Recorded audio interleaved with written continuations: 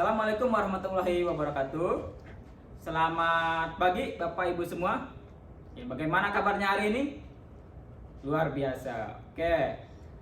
Terima kasih kepada Bapak dan Ibu yang sudah hadir di diskusi ataupun pertemuan kita kali ini. Hari ini ataupun pagi ini kita akan membahas tentang materi demokrasi, sejarah, dan kelembagaan pengawas pemilu. Nah, dengan materi ini Bapak dan Ibu nanti bisa menjelaskan apa itu demokrasi dan juga bisa menjelaskan tentang kelembagaan ataupun sejarah pengawasan pemilu. Oke, next.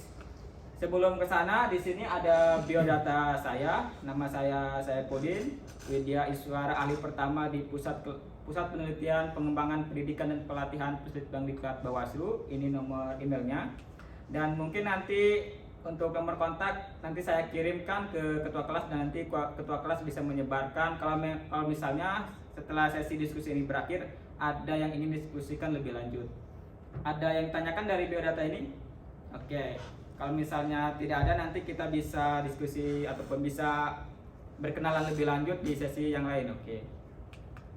Nah, sebelum kesana nih, saya ada yel-yel buat Bapak dan Ibu semua. Walaupun saya tahu di sini udah ada yang pernah mendengar yel-yel ini, dan ini untuk menyemangati kita dan juga untuk membuat kita lebih fokus lagi tentang materi ataupun di pertemuan kita kali ini. Nah, ketika saya bilang Bawaslu, nanti Bapak dan Ibu bisa katakan bersama rakyat awasi pemilu, bersama Bawaslu tegakkan keadilan pemilu. Oke, bisa Bapak dan Ibu? Oke, saya coba ya, tes. Bawaslu bersama rakyat awasi pemilu, bersama Bawaslu tegakkan keadilan pemilu. Oke, sekali lagi ya, kurang semangat kayaknya nih. Padahal kan ini masih pagi ya. Oke, saya coba lagi ya. Bawaslu bersama rakyat awasi pemilu, bersama Bawaslu tegakkan keadilan pemilu. Oke, tepuk tangan buat kita semua. Luar biasa. Oke, kita coba masuk ke materinya, dan sebelum ke materi, saya ingin menjelaskan tentang hasil belajar dan indikator hasil belajar. Nanti setelah Bapak dan Ibu mempelajari mempelajari materi ini, Bapak dan Ibu bisa menjelaskan pemilu yang demokratis itu seperti apa, kemudian sejarah dan proses kelembagaan pengawas pemilu itu seperti apa. Kemudian indikatornya adalah yang pertama, Bapak dan Ibu bisa menjelaskan pemilu yang demokratis dan konsep pengawasan pemilu. Nanti kita jelaskan di slide selanjutnya yang lebih detail. Kemudian yang kedua adalah Bapak dan Ibu bisa menjelaskan sejarah pengawasan pemilu di Indonesia, mulai dari Orde Baru sampai dengan sekarang. Kenapa sih tidak dimulai dari Orde Lama?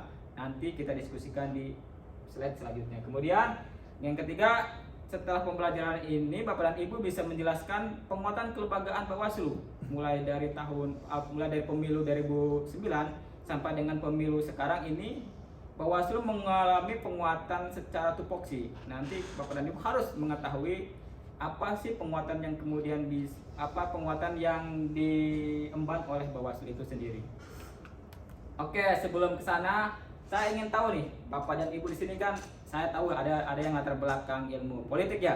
Coba di sini yang ilmu politik materi siapa saja? Oke. Kemudian ada selain ilmu politik atau ilmu hukum? Oh, ada manajemen ya? Ada manajemen. Ada juga pertanian. Oh, ada pertanian. Oke. Untuk coba sebutkan contoh negara demokratis, ada yang bisa menyebutkan? Oh iya, Pak Ari. Oh, Amerika. Makasih. Kemudian ada lagi yang bisa menyebutkan? Pak Adi. Oke. Inggris ya Pak Adi. Kemudian ada lagi yang bisa menjelaskan? Ibu Putri. Oke, Ibu Putri. Apa tadi Ibu? Oh, itu ya. Malaysia, tengah kita. Oke, itulah contoh negara demokratis ya. Dan walaupun nanti kita bisa tahu demokratis itu pun tidak sama ya. Ada juga perbedaan-perbedaan kenapa demokratisnya seperti ini, negara ini demokratisnya seperti ini. Itu berbeda satu negara dengan negara yang lainnya. Nah, setelah tadi menyebutkan contoh negara demokratis, kemudian apa sih sejarah demokrasi itu? Nah, di sini ada video singkat. Silakan Bapak dan Ibu untuk menyimak. Nanti bisa diberikan pendapatnya dari video ini, apa yang dimaksud dengan demokrasi.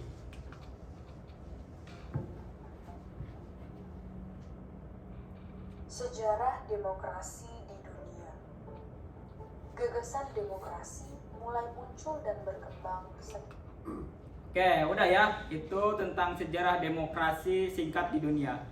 Kalau begitu, ada yang bisa menyebutkan apa sih demokrasi? Ya, sebelum ke sana, ada yang tahu ini foto siapa? Oh ya, bukan foto bapaknya Pak Ari ya, bukan ya? Ini fotonya, ada yang menyebutkan foto siapa ini? Nah, ini fotonya Abraham Lincoln ya. Abraham Lincoln adalah presiden Amerika, dan dia salah satu presiden Amerika yang mempunyai kontribusi besar di dalam menciptakan negara Amerika yang superpower sampai sekarang. Nah, kemudian inilah quote yang sering dikutip dari Abraham Lincoln, dan ini bisa dikatakan bisa merepresentasikan apa sih itu demokrasi. Nah, Abraham Lincoln mengatakan bahwa pemerintahan demokrasi adalah pemerintahan dari rakyat, oleh rakyat, dan untuk rakyat. Maksudnya seperti apa? Ada yang bisa menjelaskan?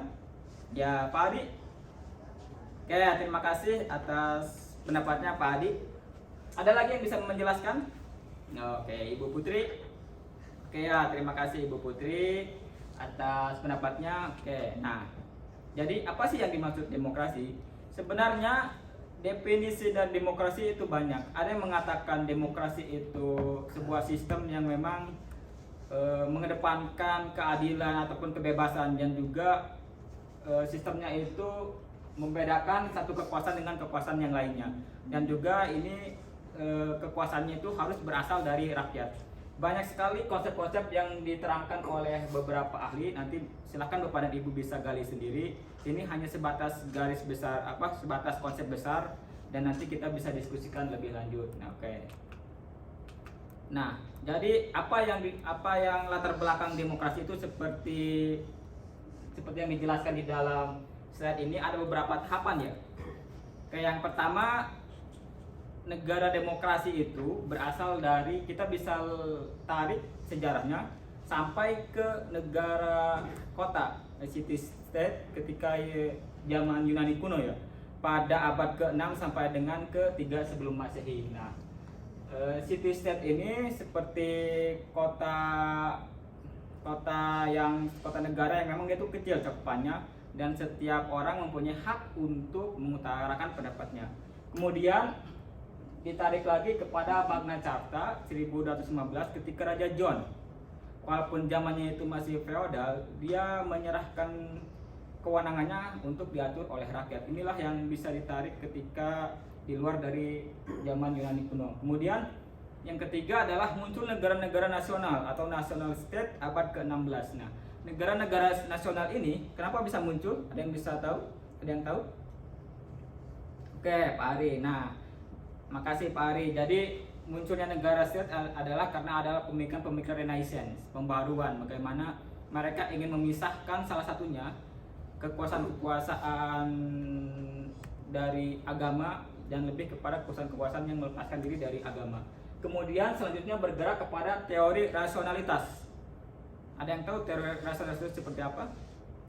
Oke, kontrak sosial ya. Ini kontrak sosial ada banyak pemikirnya seperti John Locke, Hobbes, Montesquieu, yang membedakan antara kekuasaan legislatif, yudikatif, dan juga eksekutif. Inilah cikal bakalnya para pemikir-pemikir ini yang kemudian membuat kontrak sosial, bahwasanya kekuasaan itu harus ada dua elemen dari rakyat atau pemerintah yang untuk menjamin kekuasaannya harus dilakukan kerjasama.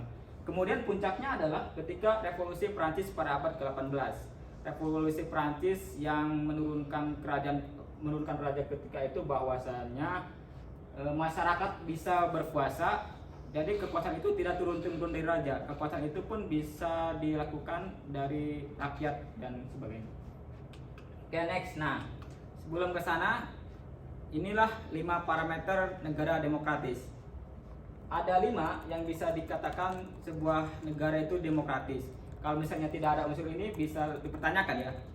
Oke, yang pertama universalitas. Ada yang tahu universalitas itu seperti apa, Pak Adi?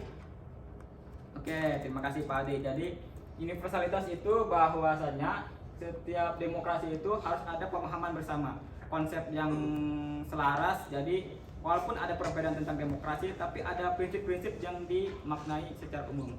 Kemudian kesetaraan, equality, setiap negara ataupun harus setiap rakyat mempunyai kesetaraan di dalam negara demokrasi, kemudian kebebasan untuk berpendapat dan sebagainya. Kemudian ada kerahasiaan ketika pemilu, maka kita dijamin kerahasiaannya. Kemudian transparansi ini adalah ketika penyelenggara pemilu itu bisa diaudit bagaimana penyelenggaraannya, bagaimana tahapannya, itu semua orang bisa mengakses ataupun tahu bagaimana prosedur yang dijalankan. Nah, kemudian 8 prinsip pemilu demokratis. Nah, sebenarnya dari yang tadi dijelaskan ada sedikit perbedaan, cuman ini lebih detail lagi. Yang tadi itu lebih umum. Yang pertama, pemilu demokratis itu minimal ada 8 prinsip. Yang pertama, periodic election. Ada yang tahu periodic election? Ya, Pak Pram? Oke, itu ya. Jadi periodic election itu bahwasannya pemilu itu harus berjalan secara ada rentan waktunya. Misalnya di Indonesia itu 5 tahun sekali. Kemudian genuine election ini pemilu itu bisa berjalan ketika kondisinya kondusif. Kalau misalnya kondisinya perang itu susah untuk dijalankan. Free election itu adanya kebebasan. Kemudian fair election adanya keadilan kita sebagai warga negara di dalam pemilu. Kemudian universal suffrage adalah kemampuan ataupun menjamin hak memilih dan pilih berdasarkan undang-undang ya. Ketika kita mempunyai hak dipilih, kita bisa mengajukan. Kemudian equal suffrage itu jadi satu orang itu mempunyai satu suara dan satu nilai, maupun itu petani ataupun presiden itu mempunyai satu suara. Kemudian voting by secret ballot artinya ketika kita memilih kita dijamin kerahasiaannya. Kemudian yang terakhir adalah honest counting and reporting of result. Artinya apalagi kita sebagai penyelenggara pemilu ya, Bawaslu itu harus bisa bekerja secara profesional sesuai dengan prosedur dan aturan lah. Ini disebut dengan honest counting and reporting of result. Oke, ada yang tanyakan sampai di sini, Bapak dan Ibu? Oke, kalau tidak ada kita lanjut ya ke selanjutnya. Oke, di sini ada beberapa penugasan. Silakan Bapak dan Ibu untuk mencari. Di sini karena ada 40 orang ya, saya bagi satu kelompok 5 orang. Silahkan diskusikan nanti besok malam bisa dikumpulkan. Nanti saya kirim emailnya ke ketua kelas dan ketua kelas nanti bisa menyebarkan ke setiap ketua kelompoknya. Tugasnya adalah apa sih perbedaan demokrasi dengan sistem yang lain? Pertama, dengan komunisme, apa sih perbedaannya? Yang kedua adalah dengan fasisme, apa sih perbedaannya? Kemudian yang terakhir adalah dengan sosialisme. Silahkan Bapak dan Ibu ya nanti dibagi kelompoknya, tulis di dalam Word, nanti bisa dikirim ke email saya apa sih perbedaan demokrasi dengan komunisme, fasisme, dan sosialisme. Oke, ada yang tanyakan dari penugasan ini? Oke, jelas ya, sudah cukup jelas. Oke, next. Oke, kesimpulannya. Oke, untuk kesimpulan silakan. Ada yang mau menyimpulkan? Oke, Bapak Ari, silakan Pak Ari. Oke, terima kasih Pak Ari atas kesimpulannya itu ya. Jadi menurut Pak Ari itu demokrasi sebuah lembaga yang dibedakan antara satu kekuasaan dengan kekuasaan lainnya. Oke, Pak Reja, apa kesimpulannya Pak Reja? Oke, Pak Reja terima kasih atas pemaparannya. Jadi menurut Pak Reja adalah bahwa demokrasi sebuah sistem yang berasal dari rakyat. Kalau Pak Pram? Oke, terima kasih Pak Pram atas pendapatnya. Pak Pram itu lebih merangkum kedua pendapat tadi ya. Oke, itu ya untuk kesimpulannya. Nah, untuk referensi nanti silahkan Bapak dan Ibu untuk melihat di sini kalau misalnya ada beberapa hal yang ingin dielaborasi lagi. Oke, mungkin itu ya dari saya, karena mungkin ada materi selanjutnya untuk sesi ini saya mungkin akhiri. Sebelumnya yel-yel dulu. Oke, Bawaslu luar biasa. Oke, tepuk tangan dulu buat kita semua. Oke, saya akhiri. Wabillahi taufiq wal hidayah. Wassalamualaikum warahmatullahi wabarakatuh.